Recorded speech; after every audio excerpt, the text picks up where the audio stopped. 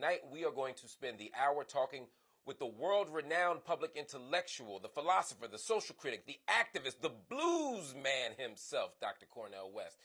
Brother West is the author of more books than we could ever count, including the classic race relations text known as Race Matters, the best-selling Democracy Matters, and so many more. Dr. West is a brilliant and provocative thinker who is not afraid to speak truth to power. Throughout his career, he has used his powerful voice and his brilliant mind to produce justice and equality all around the globe. He was educated at Harvard University and Princeton University. In fact, in 1980, he became the first African American to earn a Ph.D. in philosophy from Princeton University. And if you can't tell by now, I am excited to be able to spend a whole hour talking to my brother, my friend, Dr. Cornel West. Good brother, so good to see you.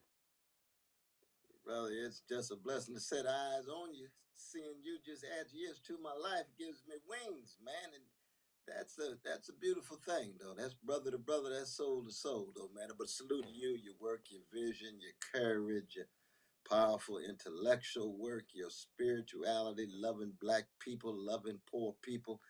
And in so many ways, just, not selling out, man. Just trying to be consistent and being honest and candid and critical. That's a hard thing to do. So I salute you publicly.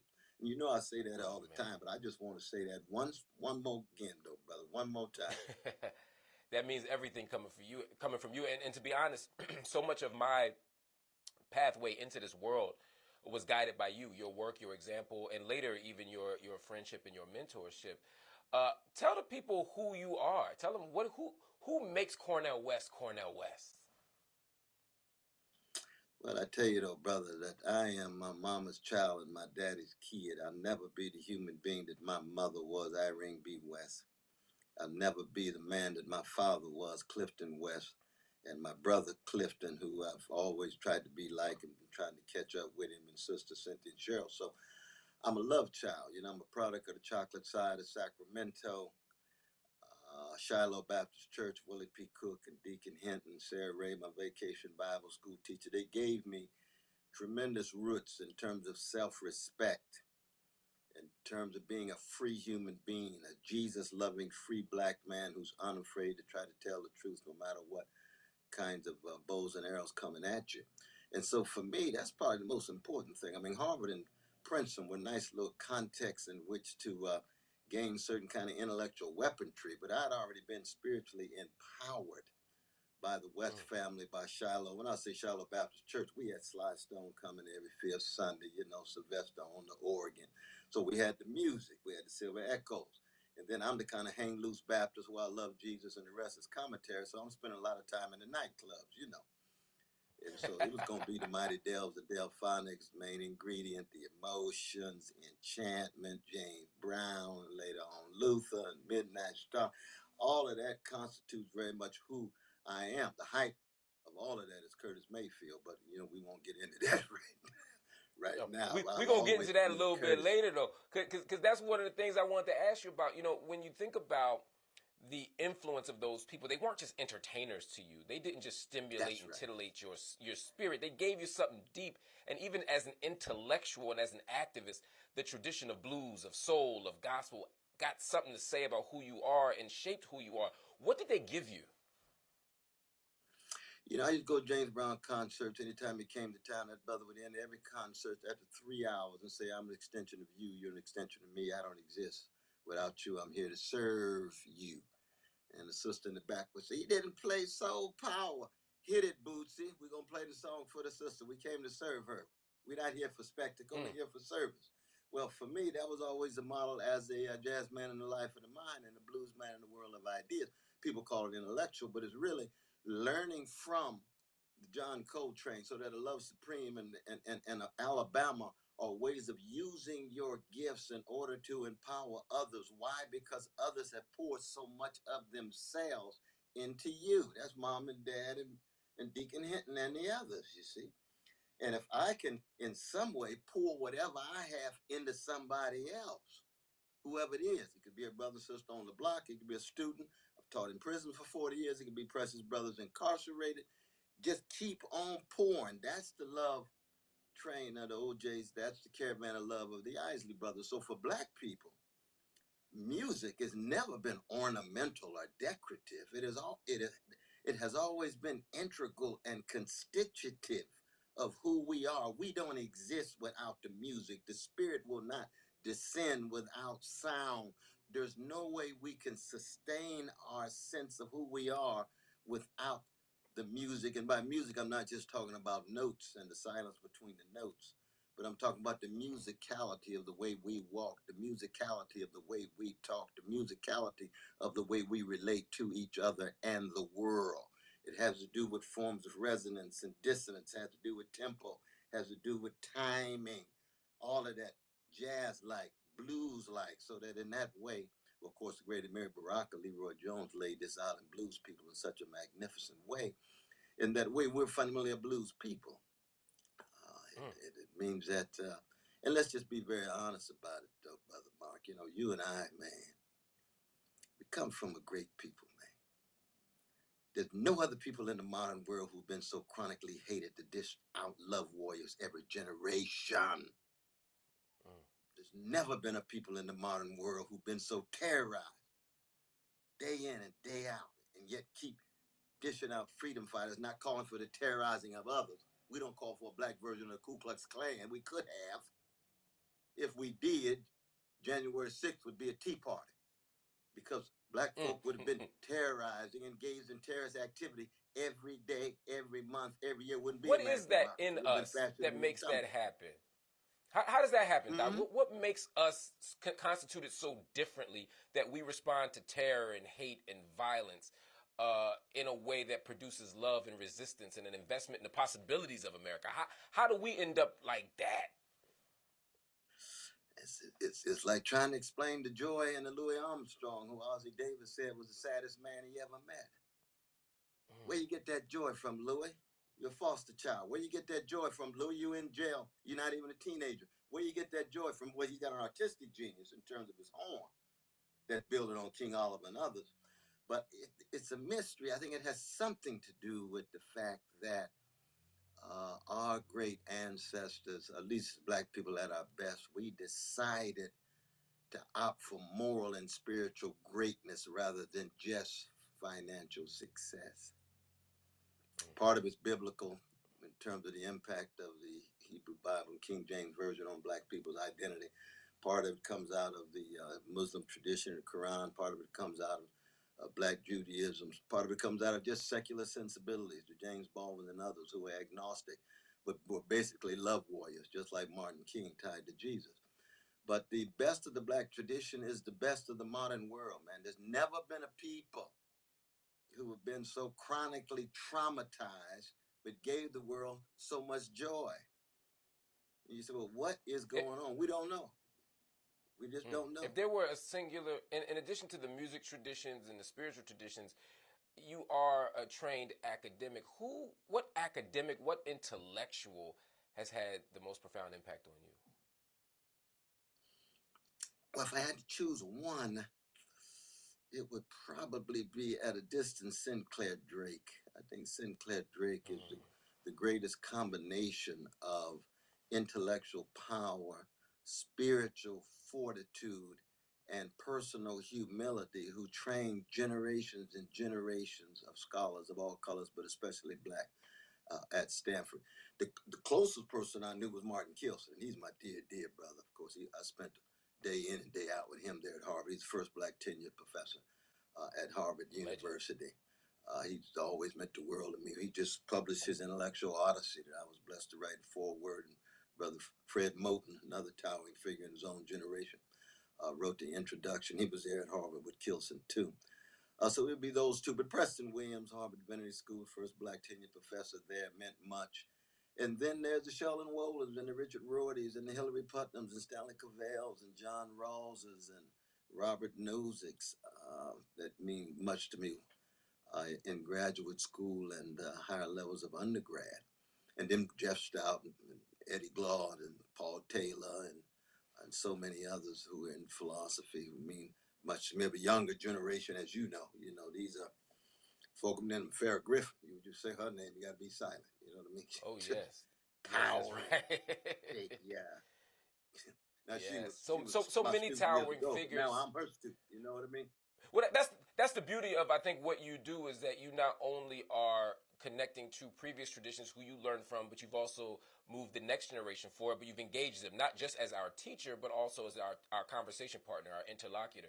There's some beauty in that, and there's some humility in that I think you don't get enough credit for. We're gonna take a quick break. We're gonna come back, talk a little bit more about Black studies and the attack on African American studies here in the United States. Everybody, stay right here. We'll be back with more with theGrio.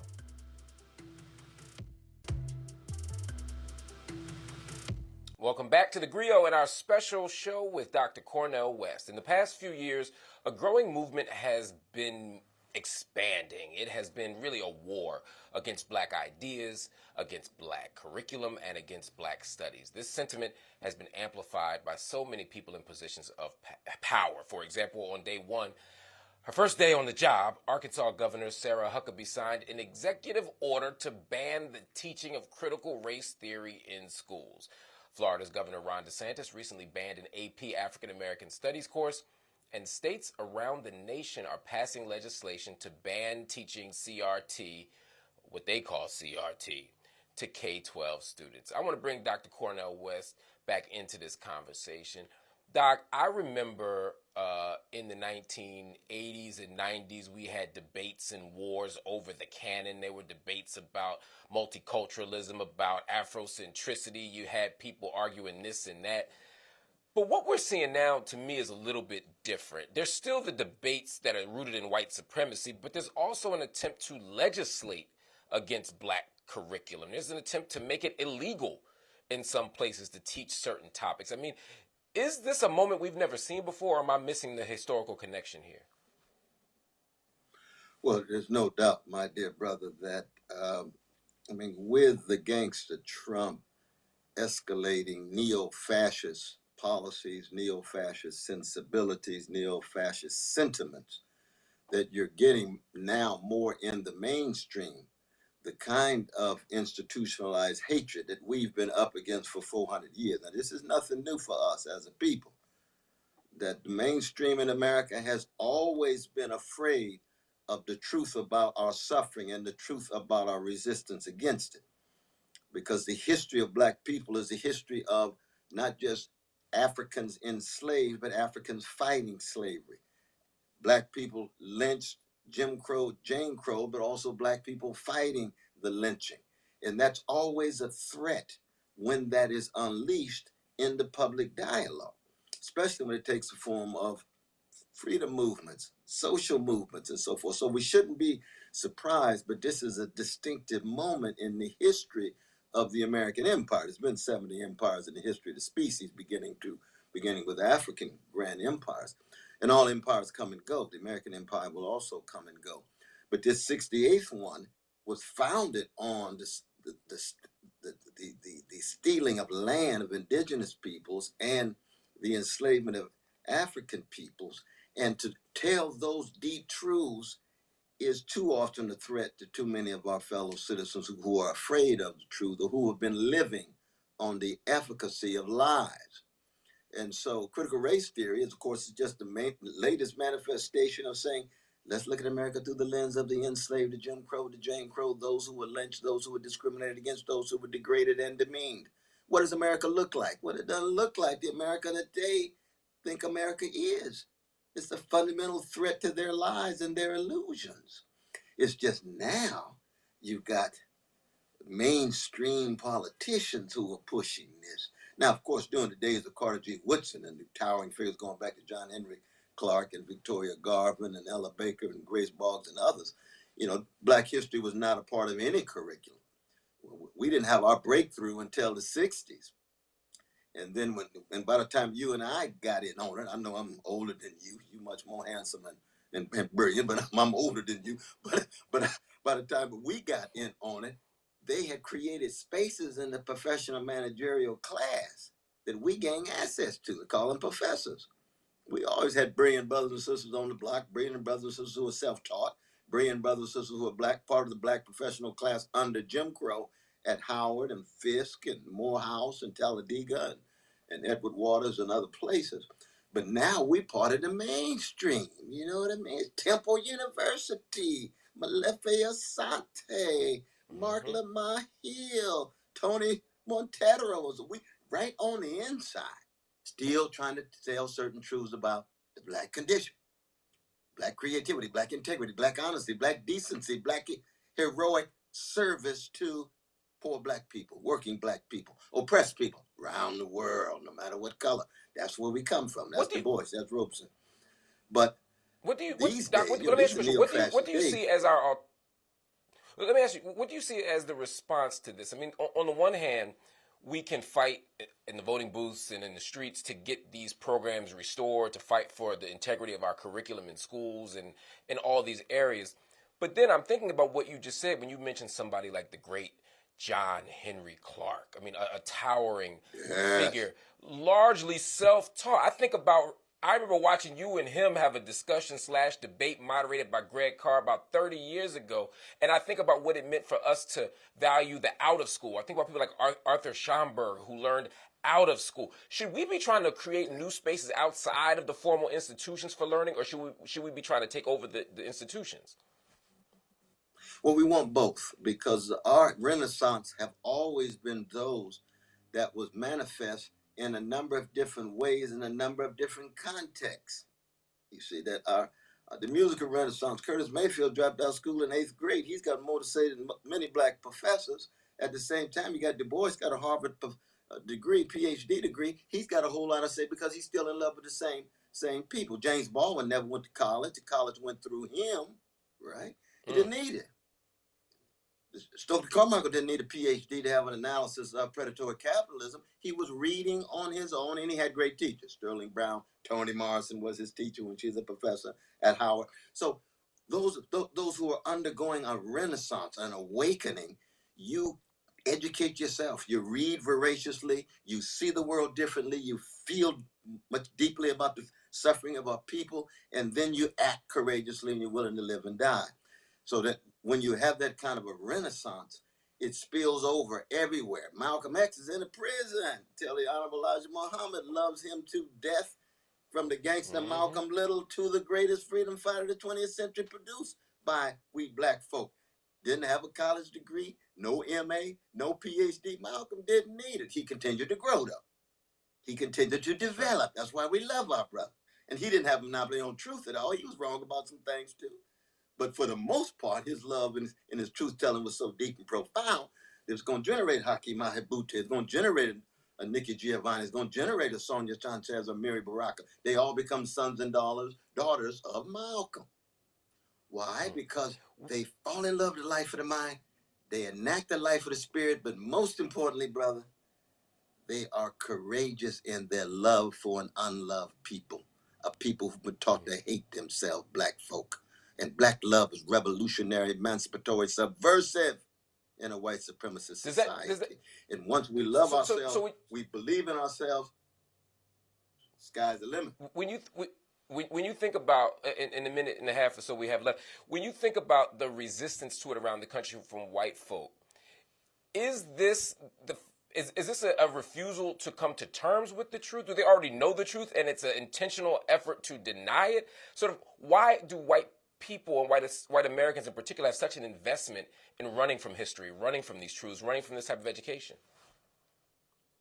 Well, I think one is that they also know that with ecological catastrophe, with the grotesque wealth inequality, with the militarism abroad, they know that the American empire is in deep trouble. And they see it as a dog-eat-dog situation, survival of the slickest. We got to grab ours because if we don't grab it, they going to take it. They going to replace us. They going to steal it and so forth. And so they're unable to have the larger moral and spiritual sensibility and vision to conceive of all of us living together. Now, there's always been the John Browns and the Rabbi Heschels and the Ann Braden, which is to say the vanilla brothers and sisters who go against white supremacy. And they're not really allies. They are human beings who choose to be in solidarity with us. And we need more of them, Doc. We got to take a quick break, but we're going to come back. I'm going to play a game with Dr. Cornel West. He's going to love it and he's going to hate it at the same time. We're going to test his love for what's inside that library. And coming up later in the show, we're going to talk about Harvard, we're going to talk about Joe Biden, and so much more right after this.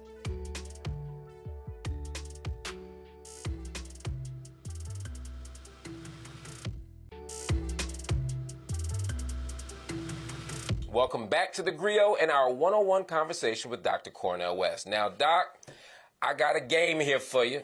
I know philosophers don't like to play too many games, but this is a serious game. It's called This or That. It's a rapid-fire game. Now, this is going to be the book edition. I'm going to give you 2 book titles, and I just want to tell me which one that you pick. Now, you got to be fast because I ain't got about 90 seconds for this whole segment. So I'm going to give you 2 books. So the first 2 books, you got to pick one or the other. Ooh, and I don't play fair. And I have to pick just one over the other. Just one of them. Just one of them. And I'm from Philly. I don't play fair. Watch this. All right. First one. Beloved or Song of Solomon? Beloved. Whoo. See, he made that too easy, y'all. We're going to have to turn it up a notch. All right, here we go. 3 Sisters or Souls of Black Folk? Ooh, that's Chekhov and Du Bois. I can't choose, brother. I can't choose. They're too fused together, bro. That's like asking Ella Fitzgerald or Sarah Vaughan. Well, Sarah a little bit, but Ella, they so tied together, brother. That, for those that don't know, Anton Chekhov is one of the most significant intellectual and cultural and creative forces in Dr. Cornel West's life. And, of course, the great W.E.B. Du Bois goes without saying. I got one more for you. All right. Race Matters or Prophesy Deliverance? Oh, Prophesy Deliverance. Make you choose between your cheering. Nah, tell it, the first book, thank God for brother Jonathan Walter, the now president of Princeton Theological Seminary. He produced a new version, 40th anniversary, 40 years later. Anyway, we got to take a break, but we're going to come right back and we're going to get Dr. West's analysis of Joe Biden's presidency. Is he living up to the promises of Black America? Stay right here. Welcome back to theGrio. We are spending the hour with Dr. Cornel West. And you might remember back in 2016, Dr. West was on the Bernie Sanders train advocating for his dear brother. But we want to get his insight into the Biden presidency. Although there has been no official announcement, there are rumblings that President Biden plans to pursue a second term in office. A recent poll published by the Associated Press says that only 37% of Democrats say they want Biden to run again. And now some people are saying that Biden is too old to run again. Dr. West, I'm going to bring you into this conversation because for me, just speaking for myself, my issue with Biden ain't that he's too old to be president, although we can ask that question. To me, he's just ain't the right guy. How do you make sense of Biden in terms of what he means for Black people? Well, you know, the problem is, man, Brother Biden is milquetoast. He's mediocre. He hasn't fought for the voting rights bill. He hasn't really come to terms with the police. You know, it's not just 5 brothers in a gangster way beating Brother Tyree, but it's the police departments. Where do these units come from? Even the police commissioners, no matter what color. Where do these units come from? How come they're allowed? We know that's not the first time that's happened, and we know it's not just happening in Memphis. It's happening in Chicago. It's happening in L.A. It's happening here in New York and Harlem. It's happening in Detroit. It's happening in Houston. It's a national thing. He's got to hit that head on. And so there's certain things that are important that I agree with him in terms of taxing the corporate America and trying to get at some of the greed on Wall Street. But his militarism is out of control. He can find trillions of dollars for the war and can't find money when it comes to poor people and gaining access to jobs with a living wage. He said, oh, the unemployment is low. What kind of jobs are there? You got to work 2 jobs in order to still live just a little bit above poverty. So he's too milquetoast. He's too mediocre. And we need a stronger visionary figure dealing with poor people and working people's predicament. Brother Bernie was the one candidate that tried to do that. And it's hard to know who will come back around, you know, but this is the problem. But it's also a problem with Black leadership, brother. Let's just be honest about it. You know, I love my brother Sharpton to death. We come out of the same tradition. But when I heard his eulogy the other day, when he came down so hard on the Black policemen, and rightly so, they were so wrong, but the police commissioner also permitted the unit. She did the same thing in Durham, she did the same thing in Atlanta. We had to have a structural institutional critique of these police commissioners that set up these units, and they know what's going on. So you can't just focus on the folk on the ground. You got to focus on the folk in high places. It goes all the way up to the Biden administration and the Attorney General of the United States. They know our black brothers and sisters are being murdered by different policemen of different colors. They got to do more about that. And same is true when I heard my dear brother Sharpton say, Martin Luther King Jr. got up on the mountaintop, and who did he see?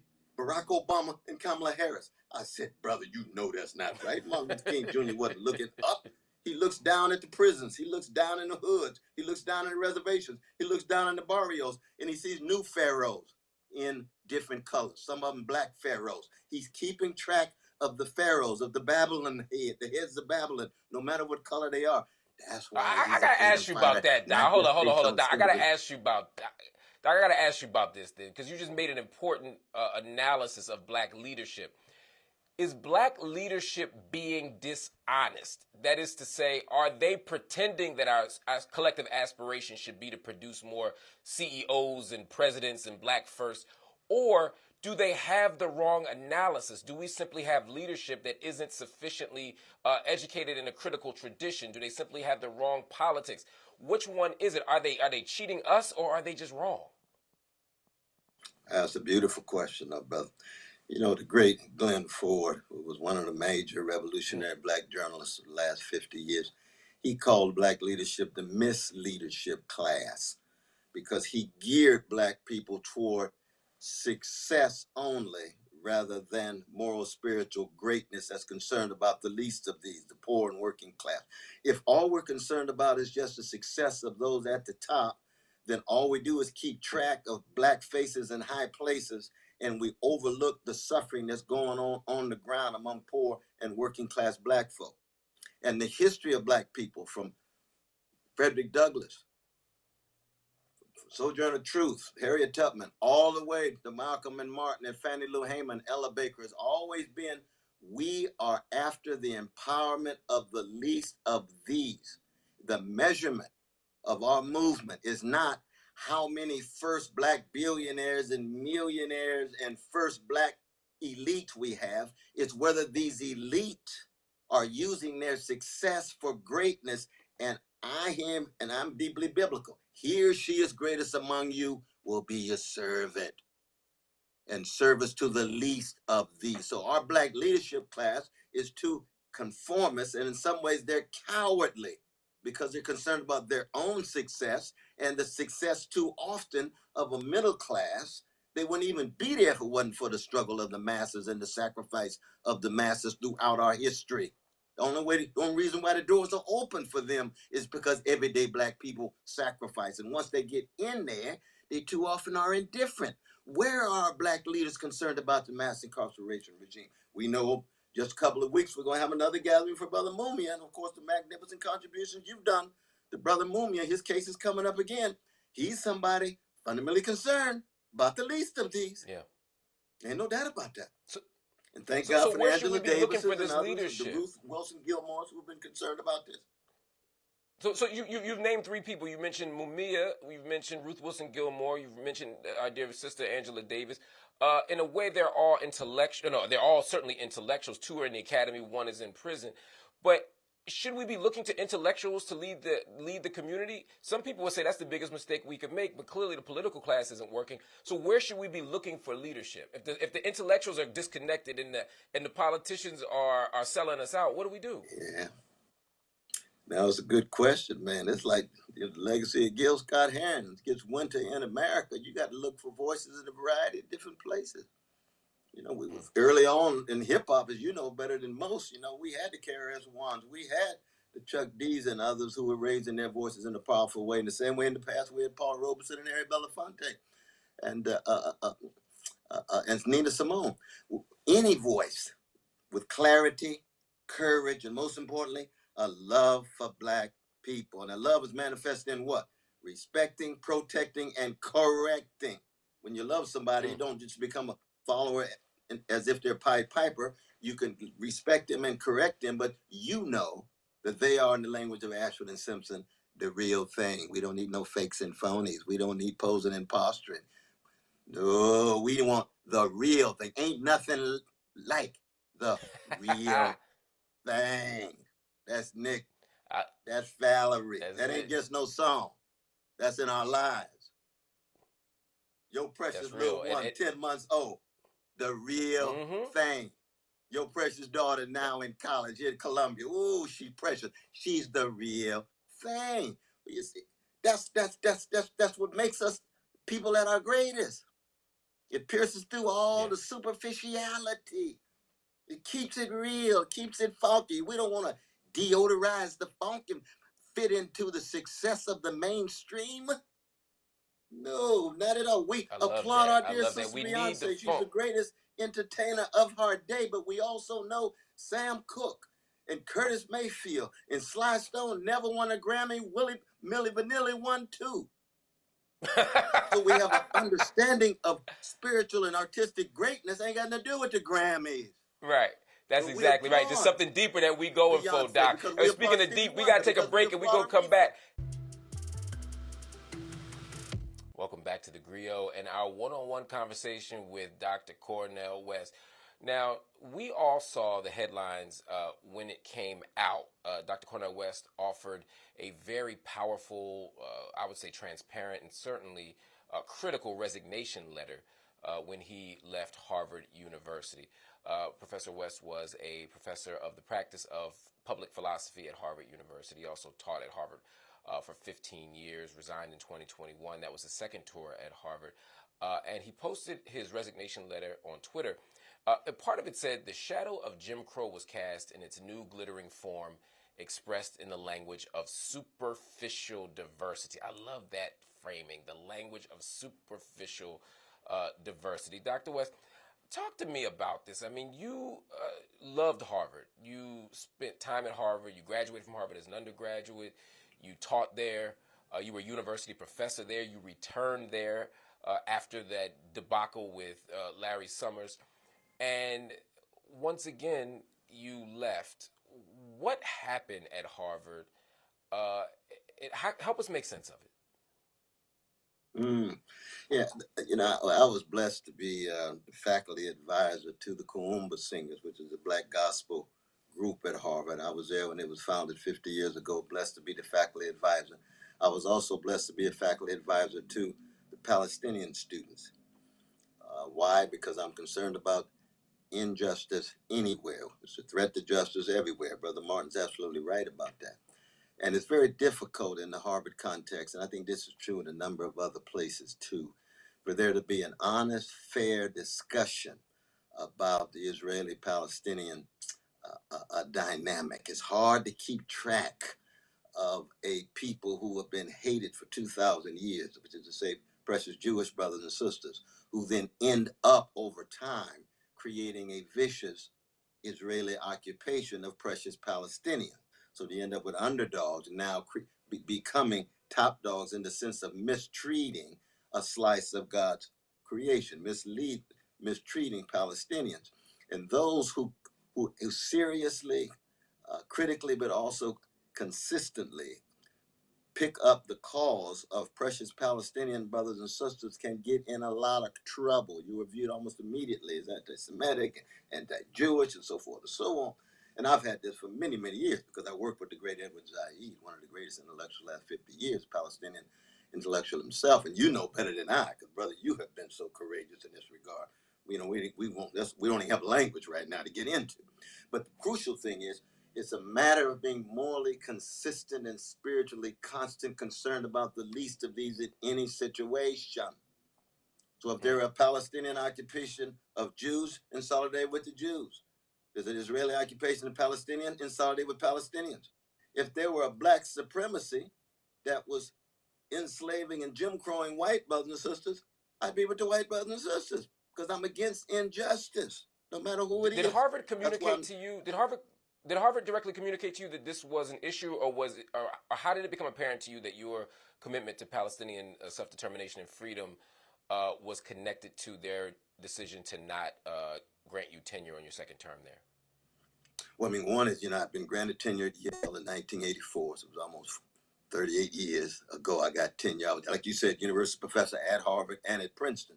So what other grounds would they have other than age? And they said, no, it wasn't age. I've got the gift for lectures coming up. in Scotland, and that's a very prestigious thing in philosophy. So they can see I'm still very much alive and contributing. And it was very clear in the different events that we had. I think we actually were, you were kind enough to courageously come down, and we spent a wonderful time there in Cambridge together. We had to That's move right. that event 2 or 3 times because they wouldn't give us a room. So it's the anti-Palestinian bias built into too much of the leadership at Harvard. And when you hit that kind of leadership, brother, you can get in deep, deep trouble. And I thank God, there's a number of highly progressive Jewish brothers and sisters, as you know, who were critical of Israeli occupation, who came to my defense. But there's a whole lot of deeply conservative and mainstream Jewish brothers and sisters who can come at you tooth and nail. And I just told them quite explicitly, as I tell anybody, that as a Jesus-loving free black man, I don't ask for anybody's permission as to who I love. I don't allow anybody to dictate who I love. So if I love Palestinians, on my own terms. If I love Jews, it's on my own terms. That's true for anybody, any color, any gender, any sexual orientation. I'm a black man who loves freely and is in solidarity with suffering people, be they Dalits in India, Muslims in China, landless peasants in Brazil, oppressed folk in Uganda, brothers and sisters in Soweto under black leadership, but much too neoliberal and not speaking to the needs of the black poor. That is who I am. And I'm going down like that. I'm going to be faithful unto death. That has something to do with Do you ever get with Jesus frustrated that we though? I won't mean, get into at the moment. do you ever get frustrated though? And we only got about a minute and a half. I got to ask you. I mean, I think about the Sydney Hook Conference in New York, where there was this amazing assembly of brilliant minds discussing one of the great thinkers of the century, the great Sydney Hook. You wrote about Sydney Hook in your wonderful book, American Evasion of Philosophy. There were people who would not participate in the conference because you were there. They didn't just say they didn't want you there. When you got there, or when they said, "Oh, Cornel West is going to be there," he said, "Well, then I'm not going to be there." There are people who refuse to identify you as a legitimate contributor to the tradition of American philosophy, to American pragmatism, despite your books. There are people who simply say you're not a real academic because you're on TV or because you're on the streets of Harlem. Do you ever get frustrated or even resentful at the lack of respect that sometimes is given to you by certain folks in the university? I'm never really surprised by evil in any form, including white supremacist elites. I am never paralyzed by despair. It's interesting you had mentioned the Sydney Hook Conference because that was so long ago I almost forgot. But that had to do with my participation in the Million Man March. And they were upset that Right. I had worked with Minister Louis Farrakhan. And I told him, I said, "Oh, Lord, me and the minister, we go back. We've been working together for years. We fight each other. We got deep disagreements with each other. We wrestle with each other. But whatever deep disagreements I have, my love is deeper. So that we push, we struggle. We're honest about our deep disagreements, but we also have a deep love. And I'm not giving up that love just in order to gain access to a conference or gain access to a particular job. Why? Because I'm a free black man who loves freely. And that's just the way it is. There has to be a consistency. There has to be some integrity in one's witness. Consistency and integrity. Those are two terms that define Cornel West. I'm sorry, y'all, we're on a break, but we're going to come right back. I got another game of this or that with Dr. West. This time, we're going to do it with music. Let's see if he's ready for this one. Stay right here.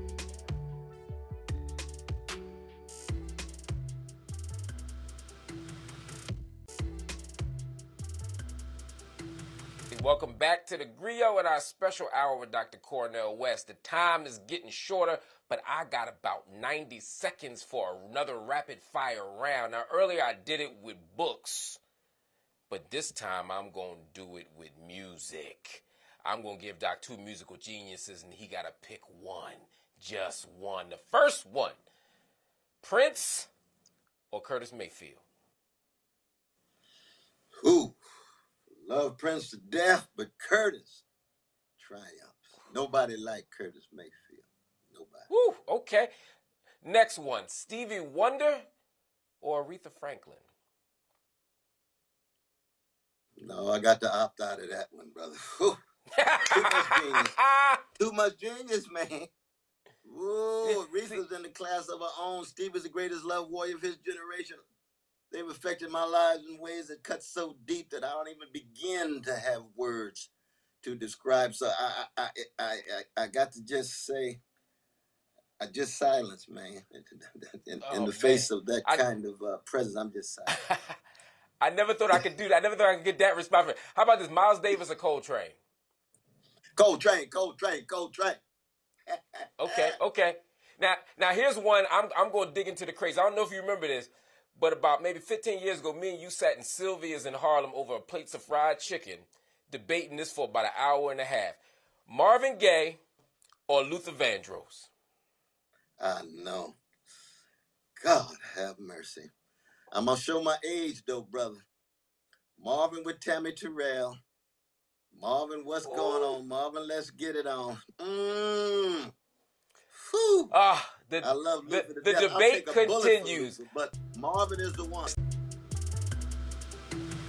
All right, family, we have reached the end of the show, but before I let y'all go, normally I give a final word to the audience, to y'all, my family. But for the first time, and maybe the only time, I'm going to yield my last word to the great Dr. Cornel West. Doc, we got about a minute and a half, and we got a people that need some hope and some inspiration. What do you say to the people?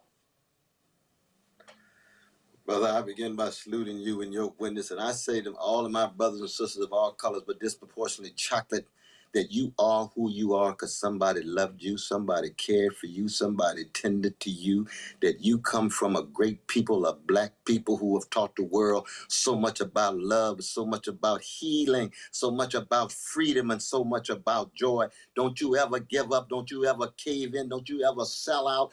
Never slap your mama in the grave by not doing what you know you ought to do, but rather put a smile on that face from the grave Ooh. so that they will I love recognize it. that the best of their life is at work in your life, so that part of their afterlife is the life you live with all the style, with all the smile, with all the joy, and with all the sense of community, and pass that on to the precious, precious, precious young black ones to be young, gifted, and black. Nina Simone and Lorraine Hansberry say, that's what we talking about. Lorraine is talking about. Ooh.